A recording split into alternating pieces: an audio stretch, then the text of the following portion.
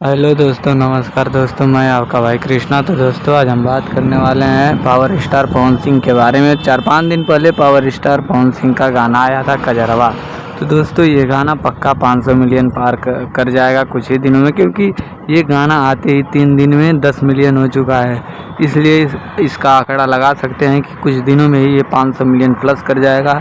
जिस गाने का नाम है कजरवा, पावर स्टार पवन सिंह का गाना आया है। जल्द ही आया था ये गाना 2-3 दिन पहले, और ये गाना 10 मिलियन पार कर चुका है। 3 दिन पहले ही 10 मिलियन पार कर चुका है। तो आप लोग जाए सुने पावर स्टार पवन सिंह का ये गाना कजरवा जो सॉन्ग है। अब बहुत ही ज़बरदस्त सॉन्ग है, ग्लोबल म्यूजिक जंक्शन से आया है, और ये गाना 3 दिन में 10 मिलियन प्लस चल चुका है। तो दोस्तों, आप पावर स्टार के फ़ैन हैं या खेसारी लाल यादव के फ़ैन हैं, तो इन लोगों के अपडेटेड वीडियो पाने के लिए हमारे चैनल को सब्सक्राइब कर लें, ताकि मैं जो भी इनके बारे में वीडियो बनाऊं वो आप तक आसानी से पहुंच जाए।